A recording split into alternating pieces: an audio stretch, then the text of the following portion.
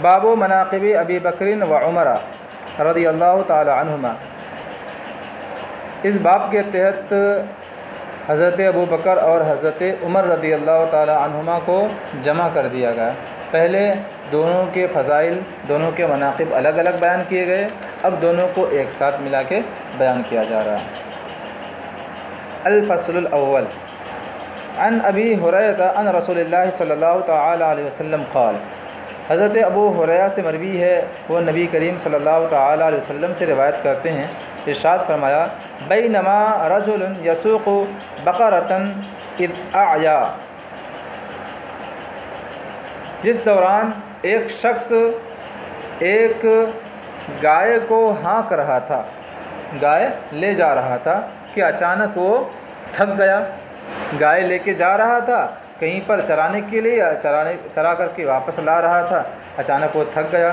فرکبھا، تھک گیا تو اس گائے پر سوار ہو گیا۔ فقالت، اور اس گائے نے کہا، یعنی اپنی زبان قال سے کہا انا لم نخلق لہذا، ہم اس کے لیے پیدا نہیں کیے گئے۔ کون کہہ رہی ہے؟ گائے کہہ رہی ہے کہ ہم سواری کے لیے پیدا نہیں کیے گئے۔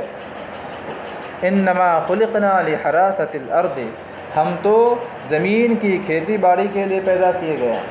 زمین کا جو کام لینا ہو، زمین جوتنا ہو اور اس کے متعلق جو بھی کام ہو ہم سے لے لو، لیکن ہم سواری کے لیے پیدا نہیں کیے گئے۔ فقال الناس، جب یہ معاملہ ہوا، گائے کی زبان سے آواز آئی تو لوگوں نے کہا سبحان اللہ، اللہ کی پاکیزی، اللہ کی پاکی۔ بقرۃ تکلم، یہاں پہ ایک کا محذوف ہے، تتکلم، گائے بولتی ہے، تعجب کے ساتھ گائے بول رہی ہے۔ فقال رسول اللہ صلی اللہ تعالی علیہ وسلم، نبی کریم صلی اللہ تعالی علیہ وسلم نے ارشاد فرمایا فإنی أؤمن به أنا وأبو بکر وعمر، بے شک میں اس پر ایمان لاتا ہوں۔ کس بات پر؟ اس بات پر کہ گائے بولتی ہے اپنی زبان قال سے، یا اس بات پر کہ گائے کو کھیتی باڑی کے لیے پیدا کیا گیا، کچھ بھی ہو سکتا، دونوں میں سے کوئی ہو سکتا ہے۔ میں ایمان لاتا ہوں اور میرے ساتھ ابو بکر اور حضرت عمر بھی ایمان لاتے ہیں۔ وما ہما ثما، اور یہ دونوں وہاں پر موجود نہیں تھے۔ یہ واقعہ حضور صلی اللہ علیہ وسلم کے زمانے کا نہیں ہے، پہلے زمانے کا ہے۔ حضور صلی اللہ علیہ وسلم بیان کر رہے ہیں اور اس موقع پر لوگوں نے ایسا ایسا کہا تھا۔ جب یہ بات سنی تو لوگوں نے کہا سبحان اللہ، گائے بھی بولتی ہے۔ تو حضور صلی اللہ تعالی وسلم نے ارشاد فرمایا ہاں گائے بولتی ہے، مجھے اس پر ایمان ہے، اور میرے ساتھ ساتھ ابو بکر و عمر کو بھی اس پر ایمان ہے۔ یہاں پہ یہ بتانا مقصد ہے کہ حضرت ابو بکر، حضرت عمر موجود نہیں تھے، لیکن پھر بھی حضور صلی اللہ تعالی علیہ وسلم ان کی ایمان کی ضمانت لے رہے ہیں، کہ مطلب یہ ہے کہ یہ لوگ مجھ پر اتنا ایمان لاتے ہیں، میرے سے اتنا متصل ہیں، اس قدر مجھ پر ان کو بھروسہ ہے، یا مجھے ان پر، ان کے اخلاص پر اور ان کی فرما برداری پر اتنا بھروسہ ہے کہ اگر میں ایمان لے کر آ گیا تو وہ خود بخود ایمان لے کر کے آئیں گے، ان کو چوں چرا کی گنجائش نہیں ہوگی۔ بات سمجھ آ گئی؟ تو یہ ان کی فضیلت، حالانکہ وہ خود وہاں پہ موجود نہیں تھے۔ ان کے ایمان کی ضمانت میں لیتا ہوں، میں جو بھی کہوں گا یا جس پر بھی میں ایمان لے کر آؤں گا بلا چوں چرا وہ ایمان لے کر آئیں گے۔ بقیہ لوگوں کا حال مجھے نہیں معلوم۔ بقیہ ایمان لے کر کے آئیں گے تو پھر ایمان مقبول ہوگا، نہیں ایمان لے کر آئیں گے تو ایمان مقبول نہیں ہوگا۔ میں کہہ دوں تو یہ منکر نہیں ہو سکتے۔ سمجھ میں آ گئی بات؟ وقال، اور پھر ارشاد فرمایا بینما رجل فی غنم لہ اذ عدا الذئب علی شاۃ منہا، اور حضور نے ارشاد فرمایا کہ ایک شخص اپنی بکریوں میں تھا، اپنی بکری کے ریوڑ میں تھا، چرا رہا تھا۔ اذ عدا الذئب علی شاۃ منہا، کہ اچانک ایک بھیڑیا ان بکریوں میں سے ایک بکری پر حملہ آور ہو گیا۔ علی، حملہ کے معنی میں عدا۔ فاخذھا، پھر اس بھیڑیے نے ایک بکری لے لیا۔ فادرکھا صاحبھا، اب بکری لے کر کے بھاگ گیا تو بکری کا مالک جو تھا چرواہا، وہ کیا کرے گا؟ پیچھا کرے گا بکری کو لینے کے لیے، چھڑانے کے لیے۔ تو اسی کو بتا رہے ہیں فادرکھا صاحبھا فاستنقذھا، تو بکری کا مالک بکری کو پا لیا اور پھر بکری کو اس سے چھڑا لیا، بھیڑیے سے چھڑا لیا۔ استنقذ کا معنی چھڑانا ہوتا ہے۔ فقال له الذئب، تو اس موقع پر بھیڑیے نے اس چرواہے سے کہا، بکری کے مالک سے کہا، کیا کہا؟ فمن لہا یوم السبع یوم لا راعی لہا غیری، ان بکریوں کا مالک کون ہوگا اس دن؟ کس دن؟ یوم السبع، اور سبع باپ ضمہ کے ساتھ اور باپ جزم کے ساتھ دونوں۔ سبع کا معنی ہوتا ہے درندوں کا، درندے۔ یوم السبع کا معنی درندوں کا دن، تو درندوں کے دن ان بکریوں کا مالک کون ہوگا؟ اب اس کا بدل آ رہا ہے، وہ دن جب کہ ان بکریوں کا کوئی چرواہا نہیں ہوگا میرے سوا، یعنی جس دن انسان بکریوں کی حفاظت نہیں کرے گا، انسان بکریوں کی حفاظت، بکریوں کو نہیں چرائے گا، اس دن بکریوں کی حفاظت کرنے والا یا بکریوں کا مالک کون ہوگا؟ اس دن تو ہمارا دن ہوگا، ہم درندوں کا دن ہوگا۔ آج مجھ سے بکری چھین کر کے لے کے جا رہے ہو، بس میں آ گئی۔ یہ اس نے کلام کیا۔ یہ واقعہ کب کا ہے؟ تو اس میں بہت اختلاف ہے۔ بعض حضرات نے یہ کہا کہ زمانے جاہلیت میں وہ لوگ ایک زمانے جاہلیت والے ایک تہوار مناتے تھے، اس تہوار میں سارے گاؤں والے باہر چلے جاتے تھے، بستی سے باہر چلے جاتے تھے تہوار منانے کے لیے، اور یہاں پہ جو گاؤں میں جو مال مویشی رہتے تھے یہ سب کیا ہو جاتا تھا؟ بے یار و مددگار رہتا تھا، ان کا کوئی دیکھنے پوچھنے والا نہیں رہتا تھا۔ تو اس دن بھیڑیا آ کر کے یا درندے آ کر کے ان کے جانوروں کو کھا جاتا تھا۔ تو اسی کے تعلق سے یہاں پہ آیا کہ اس دن کون مالک ہوگا جبکہ ہمارے علاوہ کوئی چرواہا نہیں ہوگا۔ بس میں آ گئی۔ ایک قول یہ ہے کہ یہ فتنے کے زمانے میں ایسا ہوگا، فتنے کے زمانے میں حال یہ ہوگا کہ سب کوئی اپنی جان اور اپنا ایمان بچانے کے لیے بستی سے بھاگ بھاگ کر کہاں جائیں گے؟ غیر آبادی والی زمین کی طرف چلے جائیں گے، پہاڑوں میں جنگلوں میں چلے جائیں گے، بکریوں کو یہیں پہ چھوڑ دیں گے۔ تو اس دن تو ان کی دیکھ بھالی کرنے والا کوئی نہیں رہے گا، تو کون ان کا مالک ہوگا؟ بس میں آ گئی۔ اچھا، لیکن میرۃ المناجی نے یہ فرمایا ہے کہ یہاں پر زیادہ راجح یہ ہے کہ حضرت عیسیٰ علیہ السلام کا زمانہ مراد ہو، کیونکہ یہاں پہ کیا کہا؟ ان دونوں مواقع پہ، فتنے کے مواقع میں اور جب زمانے جاہلیت کا والا جو واقعہ ہے، ان دونوں مواقع میں بھیڑیا جو بکریوں کے پاس آتا تھا کس لیے آتا تھا؟ شکار کرنے کے لیے آتا تھا، حفاظت کرنے کے لیے آتا تھا؟ نہیں۔ یہاں پہ کیا لفظ استعمال کیا؟ لا راعی لہا غیری، میرے علاوہ ان بکریوں کا کوئی چرانے والا نہ ہوگا۔ تو جو چرانے والا ہوتا ہے شکار کرتا ہے؟ نہیں۔ لیکن حضرت عیسیٰ علیہ السلام کے زمانے میں ایسی امن و شانتی پیدا ہو جائے گی کہ آپ پڑھ چکے ہیں کہ بکریاں جانوروں سے کلام کرے گا، بکریاں اور شیر درندے سب ایک ساتھ کیا کریں گے؟ چریں گے، سانپ اور انسان ایک ساتھ رہے گا۔ تو مطلب یہ ہے کہ اس دن کا واقعہ کہ اس دن کیا ہے؟ یہ درندے بکریوں کی حفاظت کریں گے۔ بس میں آگے بہرحال یہاں پہ گفتگو کیا ہے کہ اس بھیڑیے نے اپنی زبان سے کلام کیا۔ فقال الناس، لوگوں نے کہا سبحان اللہ، ذئب یتکلم، بھیڑیا بولتا ہے۔ فقال، حضور نے ارشاد فرمایا اؤمن به انا و ابو بکر و عمر، میں اس پر ایمان لاتا ہوں، ابو بکر ایمان لاتے ہیں اور حضرت عمر ایمان لاتے ہیں۔ وما ہما ثم، اور یہ دونوں حضرات وہاں پر موجود نہیں تھے۔ بس میں آ گئی۔ تو یہاں پر بھی وہی معاملہ ہے کہ یہ بھیڑیا کلام کرتا ہے، تو حضور صلی اللہ علیہ وسلم جب لوگوں نے تعجب کیا تو حضور نے ارشاد فرمایا کہ مجھے اس پر ایمان ہے کہ بھیڑیا کلام کرتا ہے۔ بس میں آ گئی۔ اچھا، اور پھر یہ کہ اپنے ایمان کے بارے میں کہا، اور پھر حضرت عمر اور حضرت ابو بکر کے ایمان کے بارے میں کہا۔ وجہ وہی ہے کہ یہ لوگ میرے اس قدر مخلص ہیں، اس قدر فرما بردار ہیں کہ میں جس پر بھی ایمان لے کر آؤں گا میں ان کے ایمان کے ضمانت لیتا ہوں۔ تو اس سے ان کی فضیلت ثابت ہوتی ہے۔ متفق علیہ۔ وعن ابن عباس قال انی لواقف فی قوم فدعوا اللہ لعمر وقد وضع علی سریرہ۔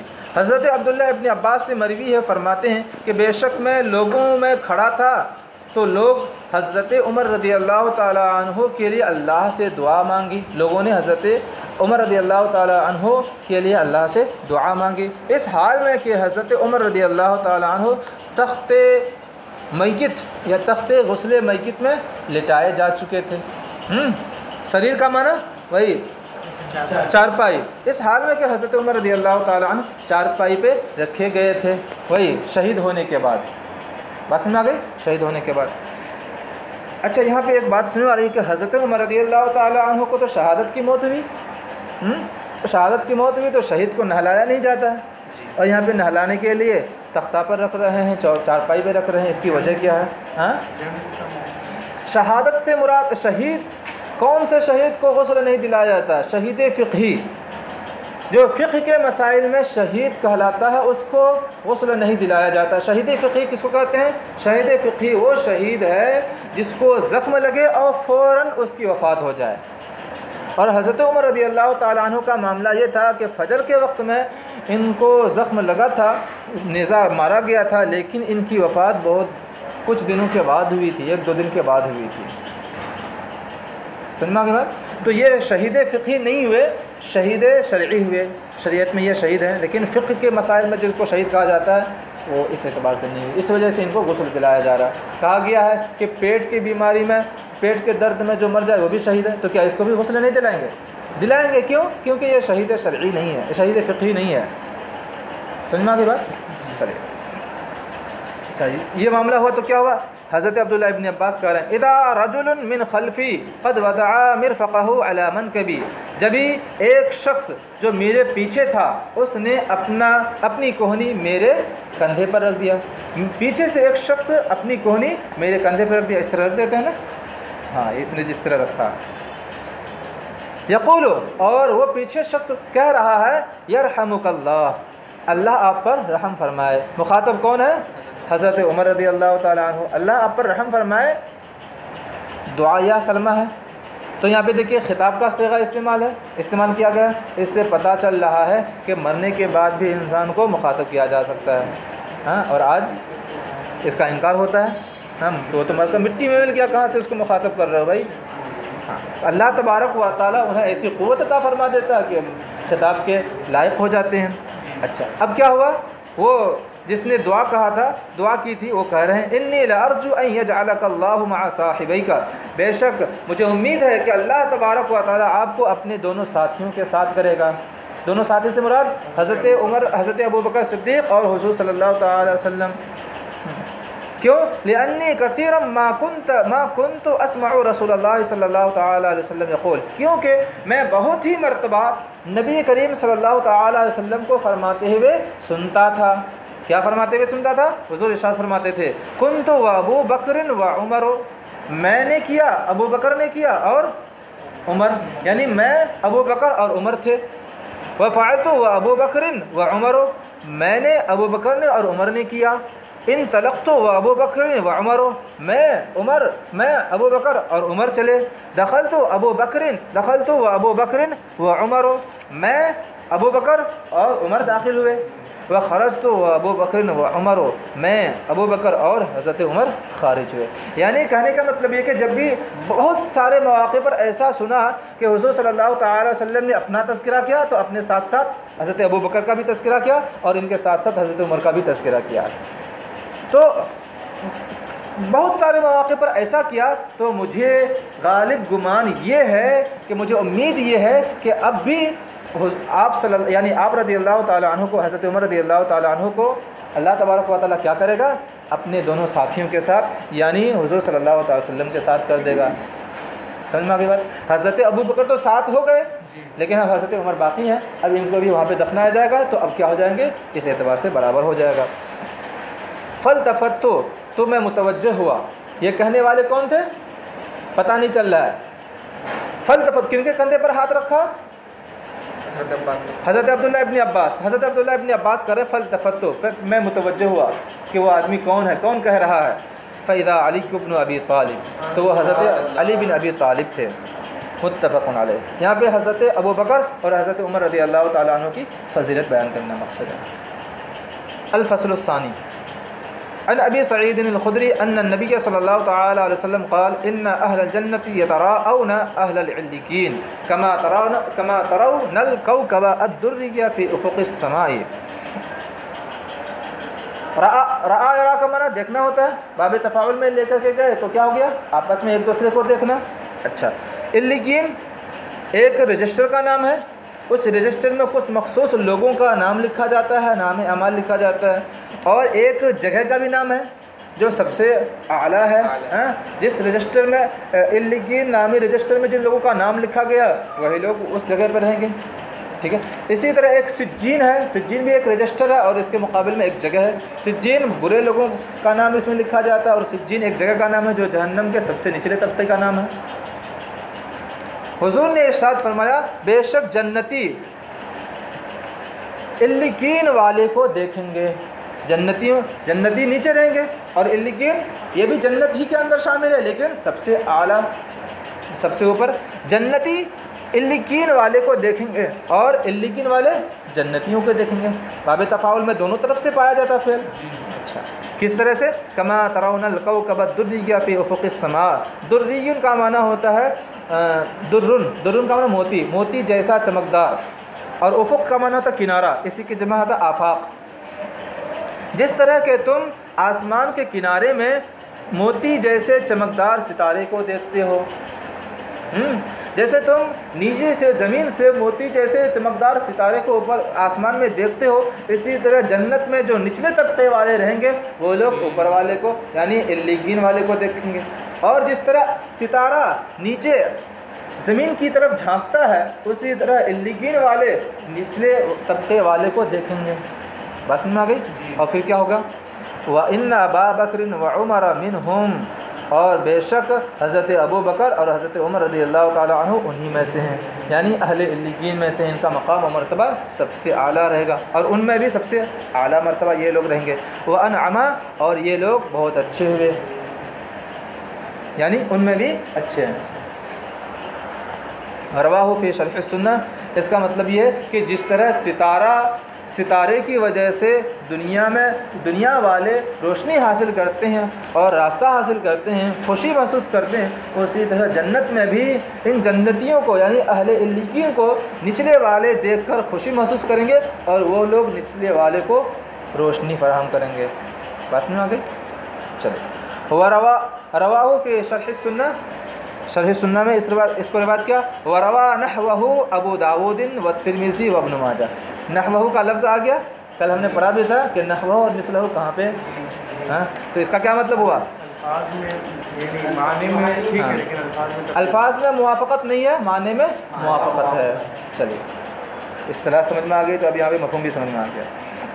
وعن انس قال قال رسول اللہ صلی اللہ تعالی علیہ وسلم، نبی کریم صلی اللہ تعالی علیہ وسلم نے ارشاد فرمایا ابو بکر و عمر سیدا کہول اہل الجنت من الاولین والآخرین الا النبیین والمرسلین۔ سید کا معنی سردار، کہول کہلن کی جمع، کہلن کا معنی ہوتا ہے جوانی کے بعد کی عمر کو اور بڑھاپے سے پہلے، ادھیڑ عمر کہہ سکتے ہیں آپ۔ اس کی مدت 30 سال سے 50 سال کے درمیان ہے اور کچھ لوگوں کے نزدیک اس کی مدت 34 سال سے لے کر 50 سال تک کی عمر ہے، اور اس سے پہلے جو ہوتا ہے یہ شباب کا زمانہ ہوتا ہے۔ عربی الفاظ ہر ایک کے لیے مختلف ہے، میں نے بتایا تھا پہلے، جنین، صغیر، طفل۔ یہاں پہ دیکھ لیجئے کہلن کا ایک لفظ آ گیا۔ نبی کریم صلی اللہ تعالی وسلم نے ارشاد فرمایا کہ حضرت ابو بکر اور حضرت عمر رضی اللہ تعالی عنہما اولین اور آخرین میں سے جنتیوں کے ادھیڑوں کے سردار ہوں گے۔ اولین اور آخرین میں جتنے بھی جوانی کے بعد اس دنیا سے فوت ہوں گے ان لوگوں کے سردار ہوں گے، حضرت ابو بکر اور حضرت عمر رضی اللہ تعالی عنہما۔ اس کا ایک مطلب تو اور واضح مطلب تو یہی ہے کہ ادھیڑ عمر سے مراد یعنی کون لوگ ہیں؟ وہ لوگ ہیں جو دنیا میں 30 سال اور 50 سال کے درمیان وفات کر گئے، ورنہ جنت میں جانے کے بعد سب کے سب تو جوان ہو جائیں گے، ٹھیک ہے، وہاں پہ تو کوئی بوڑھا اور ادھیڑ تو رہے گا نہیں۔ یہاں پہ مراد کیا ہے؟ وہ ادھیڑ عمر والے لوگ جو دنیا میں وفات پا چکے ہیں، یعنی 30 سال اور 50 سال کے درمیان ان کی وفات ہو گئی۔ بس میں ابھی الا النبیین والمرسلین، ہاں انبیاء کرام اور رسولان اعظام کے یہ سردار نہیں ہوں گے کیونکہ ان کا مقام ان سے بلند نہیں ہے۔ اچھا، ایک حدیث پاک میں آیا کہ حسن اور حسین جنتیوں کے نوجوانوں کے سردار ہیں، تو اس کا مطلب تو وہی ہوگا کہ جو جوانی کے عالم میں وفات پا گئے، جوانی کے عالم میں وفات پا گئے، ان کے سردار کون ہوں گے؟ حسنین کریمین۔ اور جو ادھیڑ عمر کے ادھر عمر میں جن کی وفات ہو گئی ان کے سردار کون ہوں گے؟ حضرت ابو بکر اور حضرت عمر۔ ایک مفہوم تو یہ ہے۔ دوسرا مفہوم یہ ہو سکتا ہے کہ انہی لوگوں کے حضرت حسنین کریمین بھی سردار ہوں گے، لیکن سرداری کی صورت الگ ہو جائے گی۔ آپ دیکھ لیجئے، ایک ضلع کا حکمرانی کرتا ہے، ایک ڈی ایم بھی کرتا ہے اور ایک سی ایم بھی کرتا ہے، لیکن ڈی ایم کی سرداری کسی اور جہت سے ہے اور سی ایم کی سرداری کسی اور جہت سے ہے۔ ایس پی آتا ہے، ایس پی بھی پورے ضلع میں مثال کے طور پر متعین رہتا ہے، تو اس کی سرداری کسی اور جہت سے ہے، اس کی سرداری کسی اور جہت سے ہے۔ تو وہاں پر بھی ہوگا کہ سارے لوگوں کے سردار حضرت حسنین کریمین بھی ہوں گے لیکن کسی اور جہت سے، حضرت ابو بکر شیخین بھی ہوں گے لیکن کسی اور جہت سے۔ سمجھ میں آ گئی بات؟ یہاں پر مثال کے طور پر مدرسے میں آپ کے اوپر ذمہ دار ہیں، سرفراز صاحب بھی ہیں ناظم اعلیٰ ہونے کی حیثیت سے، اور وسیع بھائی بھی ہیں ناظم جدول ہونے کی حیثیت سے۔ اس سے بحث نہیں، اعلیٰ اور ادنا سے بحث نہیں ہے نا۔ اعلیٰ تو ہے ہی حضرت ابو بکر حضرت عمر رضی اللہ تعالیٰ عنہ بعد الانبیاء، اس میں کوئی کلام نہیں ہے۔ اعلیٰ اور ادنا کی بات نہیں ہے، پھر سردار ہونے کی بات ہو رہی ہے۔ اور مفتی صاحب بھی مثال کے طور پر آپ کے اوپر ذمہ دار ہیں لیکن کسی اور حیثیت سے۔ سمجھ میں آ گئی بات؟ چلیے دیکھیے، رواہ الترمذی و رواہ ابن ماجہ عن علی وعن حذیفہ قال قال رسول اللہ صلی اللہ تعالی علیہ وسلم، نبی کریم صلی اللہ تعالی علیہ وسلم نے ارشاد فرمایا، انی لا ادری ما بقائی فیکم فاقتدوا بالذی من بعدی ابی بکر و عمر، بے شک میں نہیں جانتا ہوں میں اپنی بقا تمہارے درمیان، یعنی میں تمہارے درمیان کتنی مدت تک اور باقی رہوں گا میں نہیں جانتا، مجھے نہیں معلوم۔ بے شک تمہارے درمیان میں اپنی بقا نہیں جانتا ہوں کہ کتنے دیر تک یا کتنے ایام یا کتنے مہینے یا کتنے سال تک رہوں گا۔ فاقتدوا بالذین من بعدی، تو میرے بعد ان لوگوں کی پیروی کرنا، یعنی حضرت ابو بکر اور حضرت عمر رضی اللہ تعالیٰ عنہما کی۔ سمجھ میں آ کے بعد میں چلا جاؤں تو ان لوگوں کی پیروی کرنا۔ ابی بکر و عمر، حضرت ابو بکر، میں کچھ اور کہا کیا؟ حضرت ابو بکر اور حضرت عمر رضی اللہ تعالیٰ عنہما کی پیروی کرنا۔ اس حدیث پاک سے صراحتاً ان دونوں حضرات کی خلافت اور امامت ثابت ہو رہی ہے۔ ایک لفظ یہاں پہ یہ آیا، لا ادری ما ابقی ما بقائی، میں نہیں جانتا کہ میں تمہارے درمیان کتنی دیر تک باقی رہوں گا، تو یہاں پہ تو علم غیب کی نفی ہو رہی ہے۔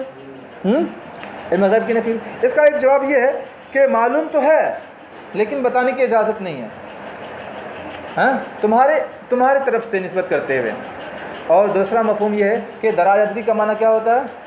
عقل سے جاننا۔ یہاں پہ کس کی نفی ہوئی ہے؟ درایت کی نفی ہو رہی ہے، علم کی نفی نہیں ہو رہی ہے۔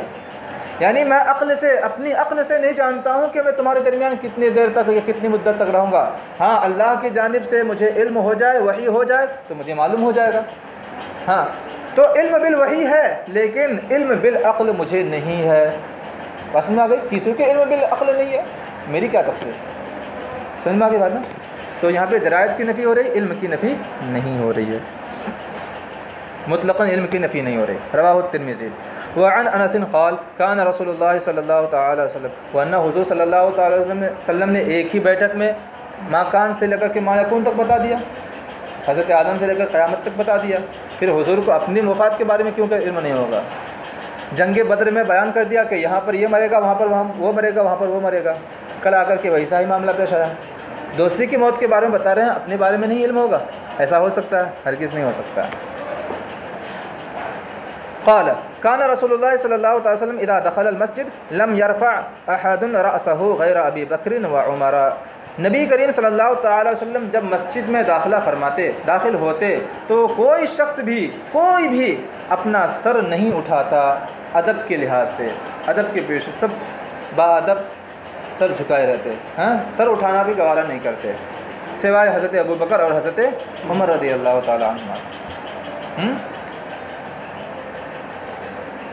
کانا یتبسمان الیہ و یتبسم الیہما، یہ دونوں حضرات نبی کریم صلی اللہ تعالی وسلم کو دیکھ کر مسکراتے اور نبی کریم صلی اللہ علیہ وسلم ان کو دیکھ کر مسکراتے۔ ٹھیک ہے، تو ان کا دیکھنا قرب کی وجہ سے تھا، بہت زیادہ قریب ہو گئے تھے، بہت زیادہ محبوب تھے. تو جو انسان زیادہ محبوب ہو جاتا ہے تو تکلفات ہٹ جاتے ہیں, تکلفات ختم ہو جاتے ہیں, تکلف ختم ہو جاتا ہے. اس کا ایک مصرع ہے, آخری مصرع مجھے یاد ہے کہ پہلے آپ پھر تم پھر تو ہی کا عنواں ہو گئے. جب ایک دوسرے سے کسی کی محبت ہوتی ہے تو پہلے آپ سے بات کرتے ہیں, محبت جب ہوتی ہے آپ سے. جب محبت اور زیادہ گہری ہو جاتی ہے تو تم کا لفظ آ جاتا ہے, اور جب بالکل گھل مل جاتے ہیں تو کا آ جاتا ہے. یعنی اب یہ سارے تکلفات ختم ہو گئے, اب گویا کہ محبوب بالکل قریب آ چکا. اب یہ عزت وغیرہ جو ہے جو تکلفات کے مواقع پر کہا جاتا تھا آپ تم, جو عزت والے الفاظ کہے جاتے تھے, یہ سب ختم ہو گئے. اب تو کے ذریعے سے گفتگو ہوتی ہے. چلیے, یہی حال ان دونوں حضرات کے ساتھ تھا. رواہ الترمذی وقال هذا حدیث غریب عن ابن عمر ان النبي صلی اللہ تعالی وسلم خرج ذات يوم ودخل المسجد وابو بکر وعمر احدهما عن يمينه والآخر عن شماله. نبی کریم صلی اللہ تعالی علیہ وسلم ایک دن نکلے اور مسجد میں داخل ہوئے اس حال میں کہ حضرت عمر رضی اللہ تعالی, حضرت ابو بکر اور حضرت عمر ساتھ میں تھے, ایک دائیں جانب اور دوسرے بائیں جانب تھے. وہ آخذ بأیدیہما, اور نبی کریم صلی اللہ تعالی علیہ وسلم ان دونوں کے ہاتھ پکڑے ہوئے تھے. فقال, ارشاد فرمایا, ھکذا نبعث یوم القیامہ, اسی طرح ہم قیامت کے دن اٹھائے جائیں. رواہ الترمذی وقال ھذا حدیث غریب. سمجھ گئے, ان دونوں کی فضیلت اس سے ثابت ہو رہی ہے.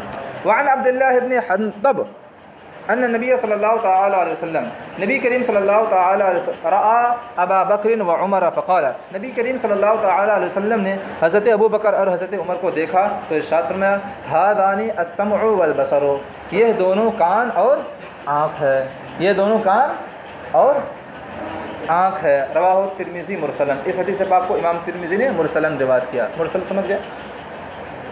اچھا, صحابی کو حذف کر دیا یہاں پہ. اس کی بہت ساری توجیحات کی گئی.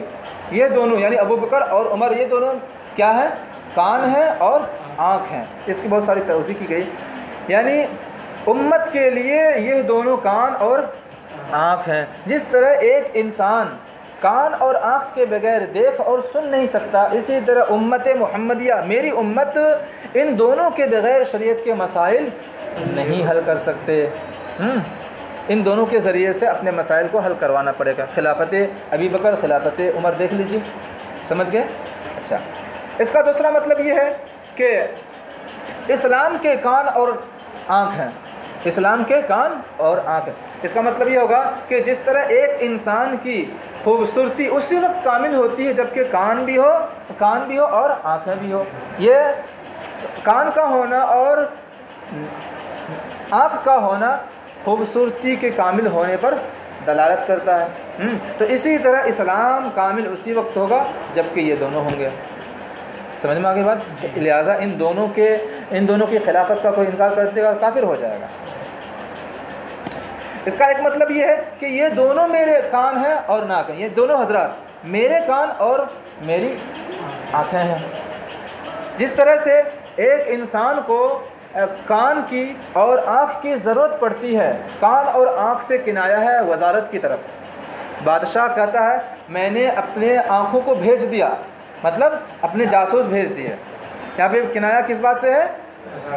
بادشاہ نے اپنے لیے کان اور آنکھیں مقرر کر لی ہیں, مطلب اپنے لیے وزیر مقرر کر لیا. اس کا مطلب یہ ہوا کہ یہ دونوں حضرات میرے وزیر ہیں, میرے بعد بھی اور میرے زمانے میں بھی. آگے ایک حدیث پاک صراحت کے ساتھ آئے گی. چلیے, اور بھی کئی تفسیر ہیں, اتنی یاد رکھیے. وعن ابی سعید الخدری قال قال رسول اللہ صلی اللہ تعالی علیہ وسلم, نبی کریم صلی اللہ تعالی علیہ وسلم نے ارشاد فرمایا, ما من نبی الا وله وزیران من اہل السماء ووزیران من اہل الارض, کوئی بھی نبی نہیں گزرا مگر یہ کہ اس کے لیے دو وزیر ہیں, دو وزیر آسمانوں میں سے, آسمان والوں میں سے, اور دو وزیر زمین والوں میں سے. فاما وزیر آیا من اہل السماء فجبرائیل و میکائیل, تو آسمان والوں میں سے دو وزیر, تو یہ حضرت جبرائیل اور حضرت میکائیل ہیں. یعنی ان کی بادشاہت اور ان کی سلطنت آسمانوں میں بھی چلتی ہے, اور وہاں پر حضور صلی اللہ تعالی وسلم کی نیابت اور ان کی وزارت کرنے والے یہ دونوں حضرات ہیں. اور ان دونوں میں بھی فضیلت والے کون ہیں؟ حضرت جبرائیل اور حضرت میکائیل. ترتیب یہی بتلا رہی ہے. اچھا, وَأَمَّا وَزِيرَايَ مِنْ أَهْلِ الْأَرْضِ فَأَبُو بَكْرٍ وَعُمَرُ, اور رہی بات زمین والوں میں سے میرے 2 وزیر، تو یہ حضرت ابوبکر اور حضرت عمر ہیں۔ زمین والوں میں یہ میری وزارت کر رہے ہیں، اور ان دونوں میں کون سب سے افضل ہے؟ حضرت ابوبکر اور حضرت عمر، یہ ترتیب بتلا رہی ہے۔ اور پھر ان چاروں وزیروں میں کون افضل ہے؟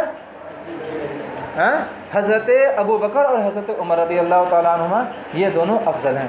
صاحب مراجی نے فرمایا، مرۃ المناجی نے فرمایا کہ ان دونوں کی فضیلت اس لیے ثابت ہوتی ہے، افضلیت اس لیے ثابت ہوتی ہے کہ یہ دارالسلطنت میں ہے، دارالسلطنت، دارالخلافہ، یعنی حضور صلی اللہ تعالیٰ علیہ وسلم کا جو حجرہ ہے، حضور صلی اللہ علیہ وسلم کی جو مسجد ہے، یہ کیا ہے؟ دارالسلطنت ہے، یہیں سے حضور صلی اللہ علیہ وسلم سلطنت فرما رہے ہیں، حکومت فرما رہے ہیں، ٹھیک ہے؟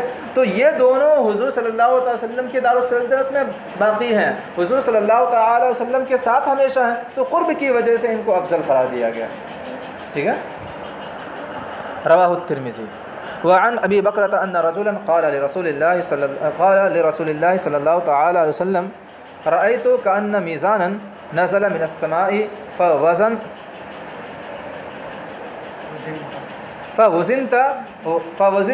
انت وابو بکر۔ حضرت ابو بکرہ سے مروی ہے کہ ایک شخص نے کہا نبی کریم صلی اللہ تعالی علیہ وسلم سے، میں نے دیکھا، کیا دیکھا؟ کأن میزانا، گویا کہ ایک ترازو اترا من السماء، آسمان سے۔ یہاں پہ کأن میزانا کہہ رہے ہیں، یہ یقین کے ساتھ نہیں کہہ رہے ہیں کہ یہ ترازو ہی تھا، لیکن ترازو کی طرح تھا میزان، ٹھیک ہے؟ میں نے ایک میزان ترازو دیکھا جو آسمان سے اترا، تو آسمان سے اترنے کے بعد آپ اور حضرت ابو بکر رضی اللہ تعالی عنہ صلی اللہ تعالی علیہ وسلم وزن کیے گئے، ناپے گئے، تولے گئے، ٹھیک ہے؟ ایک پلے میں آپ اور ایک پلے میں حضرت ابو بکر۔ فرجحت انت، تو آپ راجح ہو گئے، یعنی آپ زیادہ وزن والے ہو گئے اور آپ اوپر اٹھ گئے، ٹھیک ہے؟ ووزن ابو بکر و عمر فرجح ابو بکر، حضرت ابو بکر اور حضرت عمر رضی اللہ تعالی عنہما وزن کیے گئے تو حضرت ابو بکر راجح ہو گئے، یعنی ان کا وزن زیادہ ہو گیا، اوپر اٹھ گئے۔ یہ نورانیت یہاں پہ ناپی جا رہی ہے، اور دنیا میں جو ترازو ہوتا ہے اس میں مادیت کا معاملہ یہ ہے کہ جو ترازو جو پلہ بھاری ہوتا ہے وہ نیچے ہوتا ہے، لیکن نور کا معاملہ یہ ہے کہ جو بھاری ہوتا ہے وہ اوپر اٹھتا ہے۔ ووزن عمر و عثمان فرجح عمر، پھر اس کے بعد حضرت عمر اور حضرت عثمان کو وزن کیا گیا تو یہ حضرت عمر رضی اللہ تعالیٰ عنہ راجح ہو گئے، یعنی یہ زیادہ بھاری ہو گئے۔ ثم رفع المیزان، پھر میزان اٹھا لیا گیا۔ فاستعالها رسول اللہ صلی اللہ تعالیٰ علیہ وسلم، نبی کریم صلی اللہ تعالیٰ علیہ وسلم غمگین ہو گئے اس کی وجہ سے، یعنی فساءہ ذالک، اس چیز نے حضور کو غمزدہ کر دیا، غمگین ہو گئے۔ فقال، حضور نے ارشاد فرمایا، لوگوں نے پوچھا ہوگا آخر ایسا معاملہ کیوں ہے، آپ کیوں غمگین ہو گئے؟ یہ تو خوشخبری کی بات تھی۔ فقال، حضور نے ارشاد فرمایا، خلافت و نبوت، یہ نبوت کی خلافت تھی، یعنی جب تک میں تھا تو میری حکومت، میری نبوت تھی، پھر میرے جانے کے بعد حضرت ابو بکر رضی اللہ تعالیٰ عنہ، یہ دونوں ناپے گئے۔ میرے اور حضرت ابو بکر کے درمیان معاملہ یہ ہے کہ میری حکومت چلے گی، میری نبوت چلے گی، میں چلا جاؤں گا تو پھر حضرت ابو بکر اور حضرت عمر رضی اللہ تعالیٰ عنہ وزن کیے گئے تو حضرت ابو بکر کیا ہو گئے؟ راجح کر دیے گئے، وزن باوزن ہو گئے، تو ان کی خلافت پہلے آئے گی، پھر اس کے بعد حضرت عمر، پھر اس کے بعد حضرت عثمان غنی رضی اللہ تعالیٰ عنہ۔ یہ خلافت کا معاملہ تھا، اس کی تعبیر کیا ہے؟ نبوت کی خلافت۔ ثم یؤت اللہ تعالی الملک من یشاء، پھر اللہ تبارک و تعالی جسے چاہے گا بادشاہت عطا فرمائے گا۔ رواہ الترمذی و ابو داؤد۔ اور آپ دیکھ لیجئے حضرت خلافت کا جو معاملہ تھا، خالص خلافت، یہ حضرت ابو بکر اور حضرت عمر رضی اللہ تعالیٰ عنہ تک، ان دونوں کے اختلاف، ان دونوں کی خلافت میں کسی کا اختلاف نہیں، کسی نے بھی اختلاف نہیں کیا، تمام امت کا اجماع تھا اس پر۔ لیکن حضرت عثمان غنی رضی اللہ تعالیٰ عنہ کا زمانہ آیا، کچھ زمانے تک تو اجماع کے ساتھ چلا، لیکن پھر 6 سال گزرنے کے بعد اختلاف شروع ہو گیا امت کے درمیان۔ پھر حضرت عثمان غنی رضی اللہ تعالیٰ عنہ کے بعد کیا ہوا؟ حضرت علی کا زمانہ آیا، اور پھر کیا ہو گیا؟ بادشاہت آ گئی۔ حضرت علی رضی اللہ تعالیٰ عنہ کا یہاں پہ ذکر نہیں ہوا، اس لیے یہاں پہ ذکر نہیں ہوا کہ حضرت علی رضی اللہ تعالیٰ عنہ کی خلافت میں اجماع امت نہیں ہے۔ اگر اجماع امت ہوتا تو پھر حضرت امیر معاویہ اختلاف کیوں کرتے؟ اجماع تو کہتے اسی کو کہ جس میں تمام امت کا اجماع ہو جائے، اتفاق ہو جائے۔ تو حضرت علی کی خلافت میں اجماع نہیں ہے تمام امت کا، ہاں خلافت راشدہ ہے، خلافت راشدہ ہونا الگ ہے اور اجماع ہونا الگ ہے۔ بات سمجھ آ گئی؟ چلیے، تو اس وجہ سے یہاں پہ حضرت علی رضی اللہ تعالیٰ عنہ کا ذکر نہیں ہوا۔ ہاں غمزدہ کیوں ہوئے؟ غمزدہ اس لیے ہوئے کہ اب یہ نبوت کا معاملہ جو ہے نا، نبوت کی خلافت بہت زیادہ دنوں تک نہیں چلے گی، اس کے بعد بادشاہت آ جائے گی۔ اس وجہ سے حضور صلی اللہ تعالیٰ علیہ وسلم غمزدہ ہو گئے تھے۔ نبوت کی خلافت اور بادشاہت دونوں میں فرق کیا ہے؟ خلافت میں یہ مسئلہ ہے کہ حضور صلی اللہ علیہ وسلم کی جانشینی ہوتی ہے، اس میں دونوں طرح کی بیعت لی جاتی ہے، خلافت بیعت حکومت اور بیعت ارادت۔ ہاں پیر بھی وہی ہوتا ہے اور حاکم بھی وہی ہوتا ہے۔ حضرت ابوبکر پیر بھی تھے ساری امت کے اور ساتھ ہی ساتھ حاکم بھی وہی تھے، جیسا کہ حضرت حضور صلی اللہ علیہ وسلم، ٹھیک ہے۔ یہی معاملہ حضرت عمر کا بھی تھا، یہی معاملہ حضرت عثمان غنی، یہی معاملہ حضرت علی رضی اللہ تعالیٰ عنہ کا تھا۔ پیر بھی وہی تھے ساری امت کے جتنے لوگوں نے بیعت کی تھی، اور ساتھ ہی ساتھ سلطان بھی وہی تھے۔ دنیا اور دین دونوں کی کیا بولتے ہیں بیعت کی جاتی تھی، اور بادشاہت میں صرف اور صرف حکومت کے اعتبار سے بیعت لی جاتی تھی۔ مرید ہونے کے لیے کسی اور اللہ کے ولی کو تلاش کرنا پڑے گا، کسی اور ولی اللہ سے بیعت ہونی پڑے گی۔ بات سمجھ آ گئی؟ اب یہاں پہ آنے کے بعد بیعت ارادت اور بیعت حکومت الگ الگ ہو جاتی ہے حضرت علی کے بعد، سمجھ گئے؟ چلیے، رواہ ترمذی و رواہ ابو داؤد۔ الفصل الثالث، کچھ پوچھنا تو نہیں ہے اس میں؟ عن ابن مسعود ان النبی صلی اللہ تعالی علیہ وسلم قال، نبی کریم صلی اللہ تعالی علیہ وسلم نے ارشاد فرمایا، یطلع علیکم رجل من اہل الجنۃ فاطلع ابو بکر۔ حضور نے ارشاد فرمایا کہ ان قریب یعنی تم پر ایک جنتی شخص طلوع ہوگا۔ یعنی ایک جگہ حضور صلی اللہ علیہ وسلم تشریف فرما تھے اور صحابہ کرام سے فرما رہے ہیں کہ تمہارے پاس ایک جنتی شخص آئے گا۔ طلوع ہونے کا مطلب آئے گا۔ فطلع ابو بکر، تو اسی وقت کون آ گئے؟ حضرت ابو بکر آ گئے، جنت کی سرٹیفکیٹ مل گئی۔ ثم قال، پھر ارشاد فرمایا، یطلع علیکم رجل من اہل الجنۃ، پھر تم پر یعنی تمہارے پاس ایک جنتی شخص آئے گا۔ فطلع عمر، تو حضرت عمر آ گئے۔ تو ان دونوں حضرت کو جنتی سرٹیفکیٹ مل گئی۔ رواہ الترمذی وقال هذا حدیث غریب، یہ عشرہ مبشرہ والی جو حدیث ہے اس کے علاوہ۔ وعن عائشہ قالت، حضرت عائشہ سے مروی ہے، بین رأس رسول اللہ صلی اللہ تعالی علیہ وسلم فی جحری، دونوں عبارت ہے نا، فی جحری فی لیلۃ ضاحیۃ اذ قلت، رأس کا معنی سر ہوتا ہے اور جحر کا معنی گود ہوتا ہے، لیلہ میں رات اور ضاحیہ میں روشن یعنی چاندنی رات۔ حضرت عائشہ سے مروی فرماتی ہیں کہ جس وقت نبی کریم صلی اللہ تعالی علیہ وسلم کا سر مبارک میرے گود میں تھا چاندنی رات میں، اذ قلت، تو میں نے کہا، نبی کریم صلی اللہ علیہ وسلم کا سر مبارک میرے گود مبارک میں تھا۔ تو بتائیے جس وقت حضور صلی اللہ علیہ وسلم کا سر مبارک حضرت عائشہ کی گود میں تھا تو اس وقت ان کا گود کس قدر مبارک ہو گیا ہوگا، عرش معلیٰ سے بھی افضل۔ یا رسول اللہ صلی اللہ تعالی وسلم، هل يكون لأحد من الحسنات عدد نجوم السماء، حضرت عائشہ نے عرض کیا، یا رسول اللہ صلی اللہ علیہ وسلم، کیا کسی کے لیے آسمان کے ستاروں کی تعداد کے برابر نیکیاں ہیں؟ کیا کسی کی آسمان کے ستاروں کی تعداد کے برابر نیکیاں ہیں؟ قال، حضور نے ارشاد فرمایا، ہاں آسمان کے ستاروں کی تعداد کے برابر نیکیاں ہیں۔ وہ شخص حضرت عمر ہیں۔ نعم عمر، حضرت عمر۔ یہ حضرت عائشہ سوچنے لگی میرے والد صاحب کہاں گئے، پوچھ بھی ڈالا۔ قل، تو میں نے کہا، فَإِنَّ حَسَنَاتُ ابی بکر، حضرت ابو بکر کی نیکیاں کہاں گئیں پھر؟ اچھا، اس حدیث پاک سے یہ بات سمجھ میں آتی ہے کہ حضور صلی اللہ تعالی علیہ وسلم کو بندوں کے اعمال کی بھی خبر ہے اور ستاروں کی تعداد کی بھی خبر ہے۔ موازنہ کر رہے ہیں، برابری کر رہے ہیں، ایک موازنہ کر کمپرمائز کر رہے ہیں، تو کمپرمائز تو اسی وقت کر سکتے ہیں جب کہ دونوں کی تعداد کا علم ہو۔ یہ اس میں زیادہ ہے، اس میں کمی ہے، جب دونوں کے بارے میں علم ہوگا تحقیق کے ساتھ تبھی کمپرمائز یا موازنہ کر سکتے ہیں۔ تو حضور صلی اللہ علیہ وسلم موازنہ کر رہے ہیں، اس کا مطلب ہے کہ ستاروں کی تعداد کا بھی علم ہے اور تمام بندوں کے اعمال کا بھی علم ہے۔ لیکن آج کہا جاتا ہے کہ حضور کو علم غیب حاصل نہیں ہے۔ حضرت عائشہ کہتی، میں نے عرض کیا، حضرت ابو بکر کی نیکیاں کہاں گئیں؟ قال، ارشاد میں، انما جمیع حسنات عمر کا حسنۃ واحدۃ من حسنات ابی بکر، بے شک حضرت عمر رضی اللہ تعالیٰ عنہ کی تمام نیکیاں ابو بکر کی ایک نیکی کے برابر ہیں، ابو بکر کے ایک نیکی کے برابر ہے۔ اچھا وہ ایک نیکی کون سی ہے جس کے برابر حضرت عمر رضی اللہ تعالیٰ عنہ کی زندگی کی ساری نیکیاں ہیں؟ وہ ایک نیکی کون سی ہے؟ ہاں وہ نیکی غار ثور کی نیکی ہے، جس میں حضور صلی اللہ تعالیٰ علیہ وسلم کی خدمت کی تھی حضرت ابو بکر رضی اللہ تعالیٰ عنہ نے، اور جانثاری کی تھی۔ یہ نیکی ایک ایسی نیکی ہے کہ حضرت عمر رضی اللہ تعالیٰ عنہ کی ساری نیکیوں کے برابر ہے، ٹھیک ہے۔